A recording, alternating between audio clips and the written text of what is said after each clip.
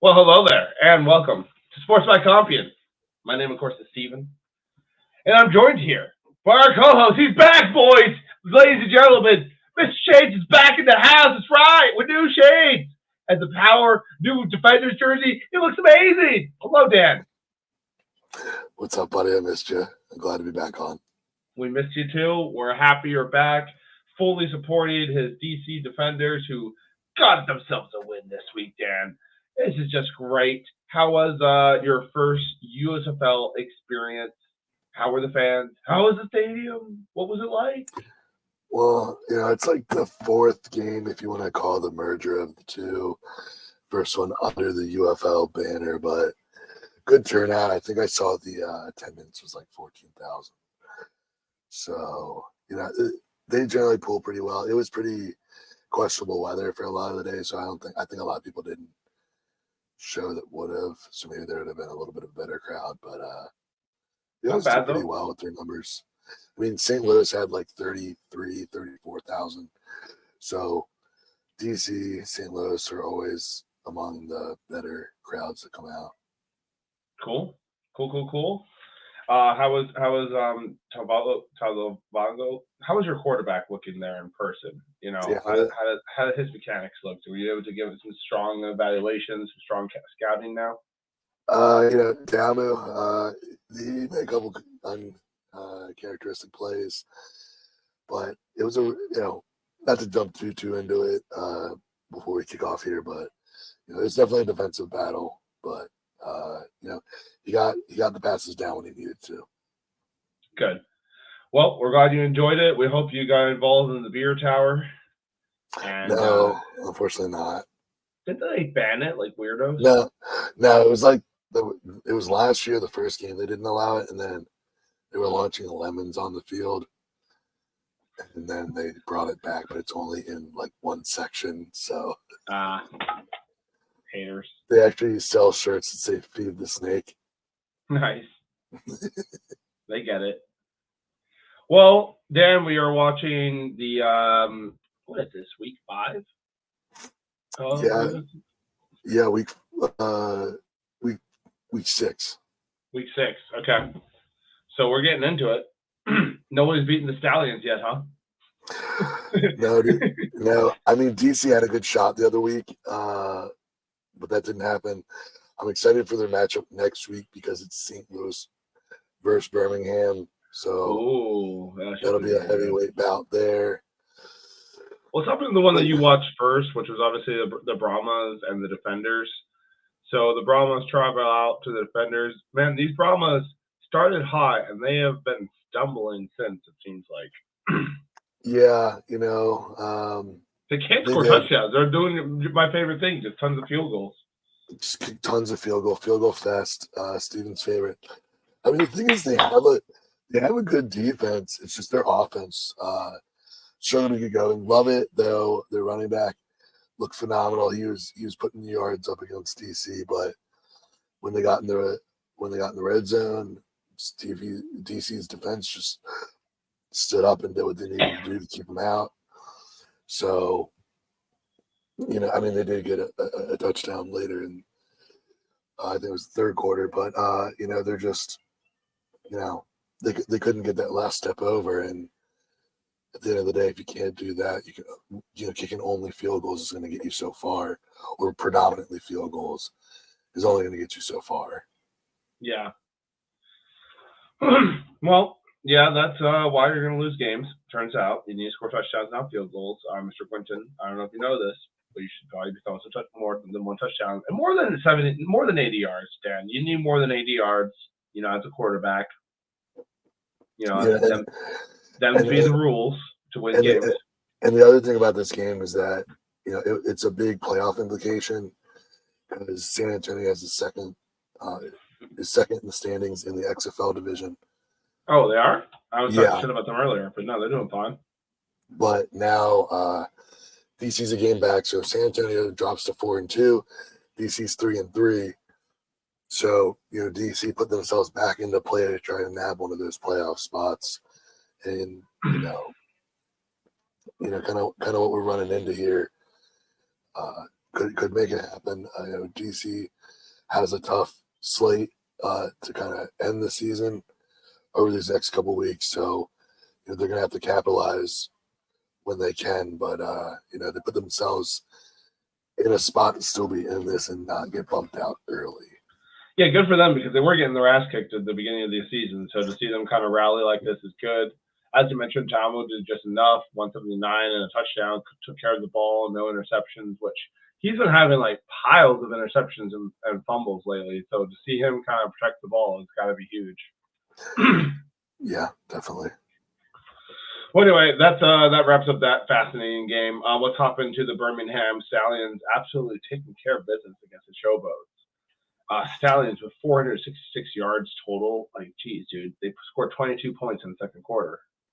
Yeah, they're just juggernauts. For a team that lost. Martinez is going off. Like, he won that battle against Matt Corral and has just been going off ever since. Jeez. Yeah, for a handful of guys that came out of Birmingham and got picked up by the NFL.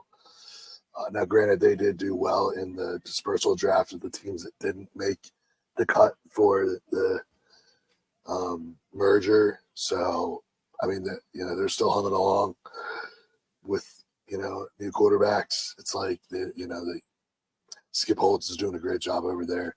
So they're like I said, they play St. Louis next week. It's going to be a huge maybe championship preview. I'll be that, but it's going to be tough. I'm curious to see who can hand them that loss. Hopefully, it'll be the old Battlehawks. They're going to have to find a way to cover Mr. Austin Jr. 101 8 yards, 1 touchdown. Hell of a day for him. The Showboats look like they put up a decent fight. They got a couple touchdowns. They bring in their backup at some point. It looks like I don't know if that's because Casey Kukas got hurt. They picked up.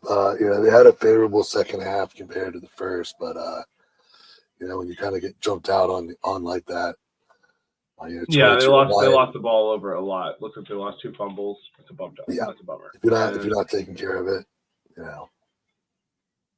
Tough times for the old Showboats. As you mentioned, the Stallions continue to cruise. Speaking of cruising, the old Battlehawks been doing some winning lately, Dan. Good stuff. Yeah, their defense. Look, I actually got to watch this while I was at work. Their defense was just phenomenal, flying all over the place, not really giving Houston much of a chance to do anything. I mean, everyone's been running over Houston, though, to be fair, but still impressive. Still impressive. Is good. AJ McCarron looking like AJ McCarron like last year. He's doing what he needs to do to get them in these games and make them a threat when it comes to playoff time. So don't count them out. And they were a team that got a lot of people back.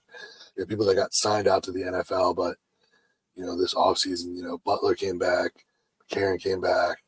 So they're they have that chemistry, and they might be locking up that first clinch in the XFL division.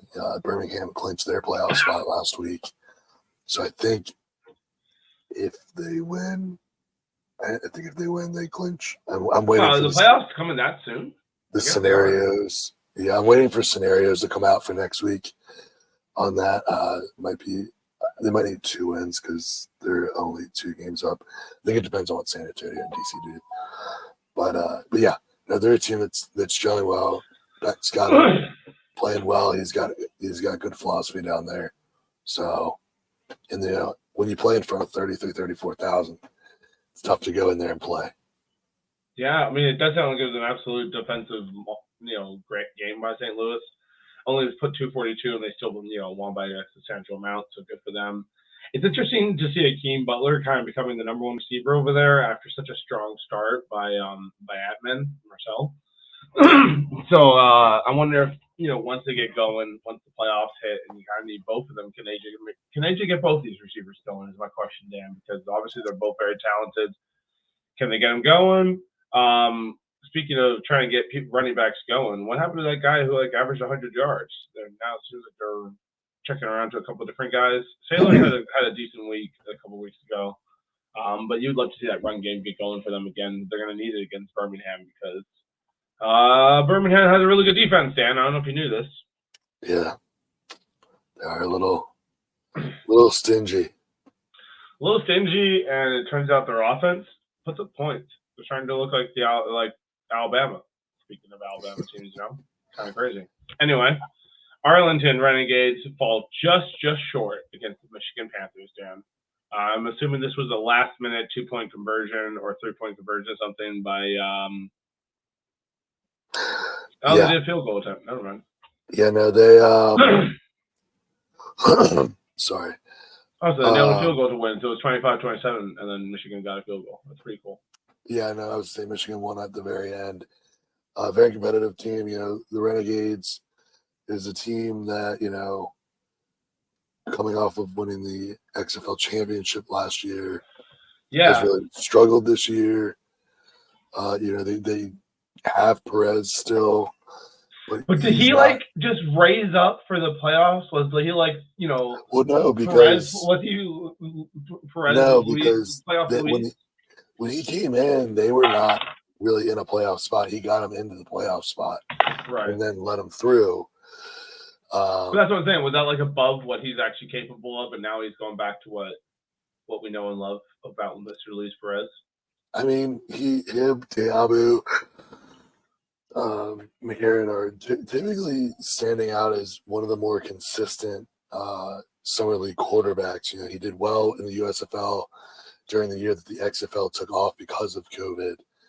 So, he's been pretty decent. He's consistent. All right. Leagues. So, I don't know. I unfortunately haven't gotten to watch anything outside of Arlington's opening game against this year. So, I missed this one, but something's going on there. At least it seems like he's taking care of the ball in this game, but overall, it just seems like a stagnant offense. Stagnant offense, and I know their defense struggled through in that one game I watched earlier this year, and actually the highlights I saw in the DC game. They let DC stay in that the whole time. So, they got to shore up some things if they're going to try to make a push. And, Michigan's no slouch of a team. We've seen them come back on some very good teams so far this year. So, DC is going to have their hands full next week when they face off with each other. Is that who we got Panthers and DC next week? Yeah, they go to DC. Okay. Well, pretty impressive. Let's see what if they got any kind of ideas here. Let's at least have a look at the standings. They said the playoffs anytime soon? No. All right, cool. So as you mentioned, Battlehawks are on top of the XFL conference. Can they keep their winning streak going? Because Brahmas are right behind them with barely one loss, and as you mentioned, Defenders are right there too. So big win for Defenders to get that. The USFL conference is struggling a little bit with Memphis and Houston, both with only one win each. Michigan Panthers, we just talked about them, pretty solid team. So we got about 5 really good teams and 3 terrible teams. Dan, up here, see what's going on here. Yeah. I was kind of bummed to hear that. I get why they did it, but I was kind of bummed to hear that they were retaining the Houston Gamblers staff and team, but applying the Houston Roughnecks name to them. I was kind of hoping that they just put the team of the Roughnecks on the Gamblers as well, because that was a very competitive team. And hear me out, Dan. XFL. Out of 8 teams, maybe we don't do 3 teams out of Texas. Just a suggestion, I get it. It makes it closer, but come on now. Yeah, well, they're headquartered in Arlington, so that team's not going anywhere. And Dwayne Johnson does not want to not have a team called the Brahmas. So fair enough. But Houston drew now. They're not in Houston, University of Houston Stadium this year. They're at Rice. But Houston was drawing well at home. So, that's a good market, good ticket sales area. Yeah, fair enough. Maybe I'm just being too hard on the Texas market. It just seems ridiculous to me. I mean, Texas is a big state, and they're all very far apart. So it's not like slapping 3 teams in Wisconsin. This is true. Fair enough. All right. Well, we've covered some XFL action. Hopping into the old MLR, Dan. Week 10 just wrapped up. We are getting closer and closer to these playoffs, and the freaking Chicago Hounds are blooming at the right time, Dan. Huge win over the New England Free Jackets. Our very favorite friend of the show, although he's never been on, Mac Jones, McLean Jones himself, with a fucking phenomenal game. 2 tries. One of them was just beautiful, dude. They get the ball out to the wing. The wing passes it to McLean. McLean passes it back into the wing. And then the wing pops it back out to McLean. McLean takes it, kicks it into the try zone. He catches up to it, takes it, runs away, puts it down for his second try of the day. It was just absolute masterful work by the winger. The flanker just had himself a phenomenal day, dude. Good for this dude. Came out at the beginning of the year, had lost his starting position to Mr. Lucas Rumble, I want to say. Went back and just took it back from him, and has just been a huge pivotal part of the Chicago Hounds turnaround. They're on a roll right now, Dan. I don't think anyone wants to play the Hounds. No, I was going to say they're definitely John at the right time, and they're really coming together. I think faster than most people was expecting. They had shades of it last year, but it's really starting to come through together here. So, And we should have known with those 2 home games that they hosted and almost beat Seattle, almost beat these Free Jackets. Now they're just starting to roll when it comes to some of these worst teams. And hey, when you go into the Free Jackets to play a close game, the Free Jackets gave them everything they could handle this. Some phenomenal backline plays by them to get a couple tries. And then they had a chance to win this, Dan. There was with about 20 minutes left, they were pounding on that Hounds door for a good while. Could not get through. The game actually ends with the Free Jackets, the Hounds with a hold up. So just phenomenal defensive work from the Hounds to hold on to that lead.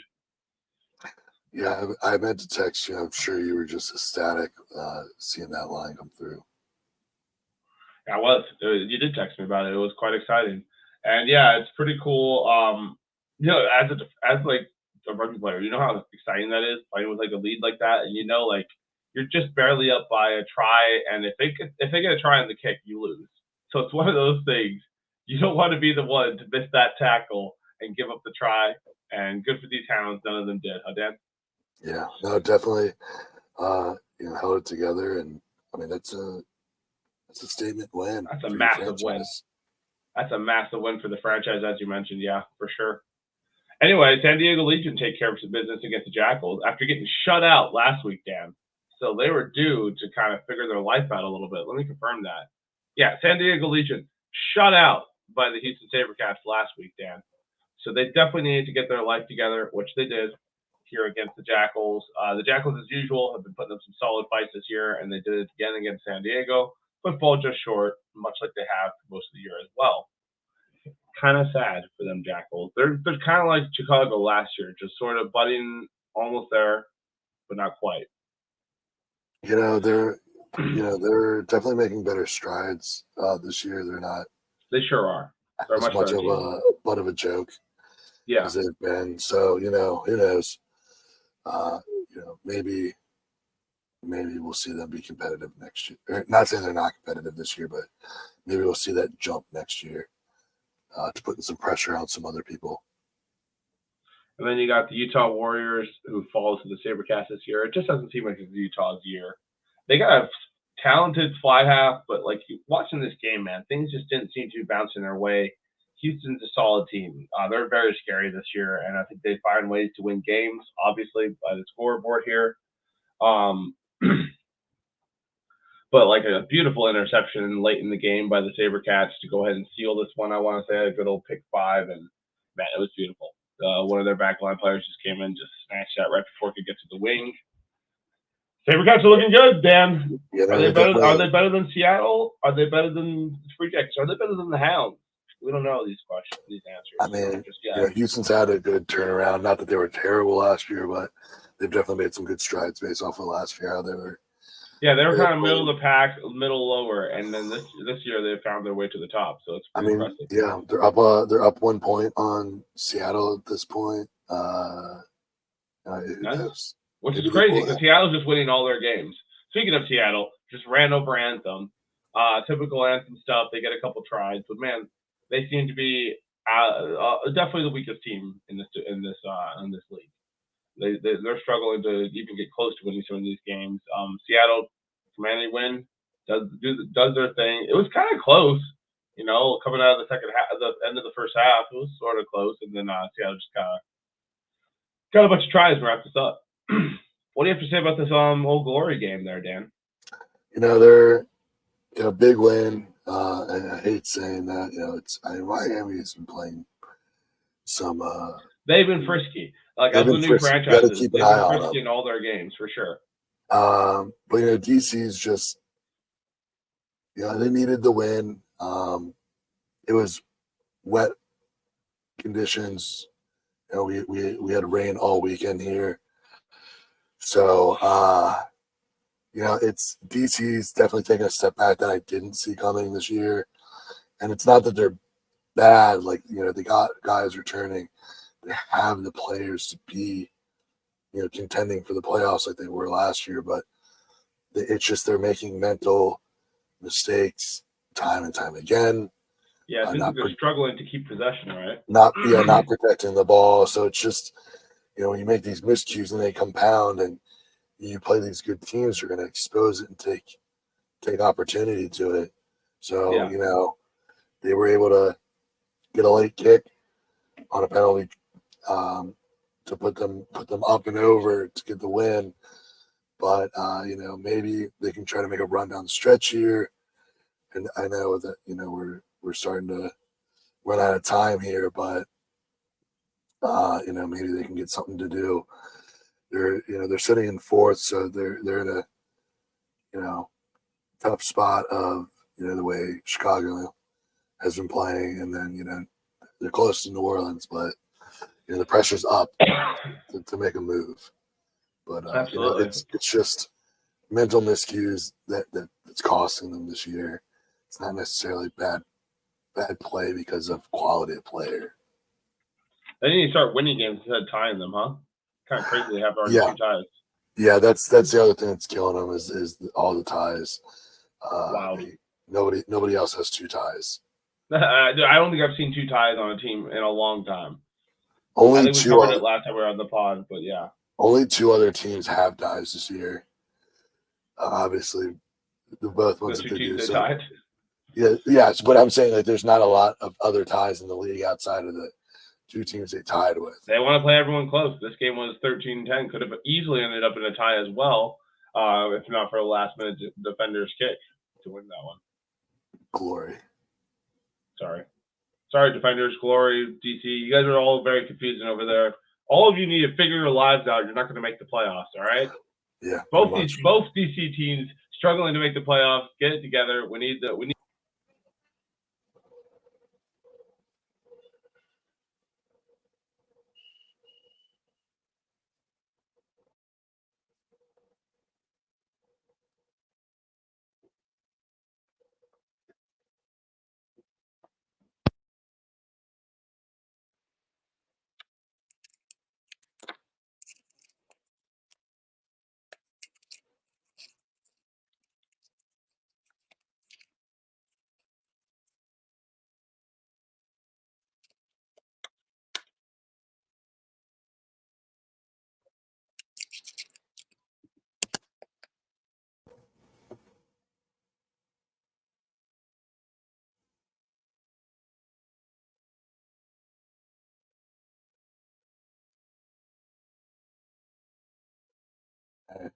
Can't hear you.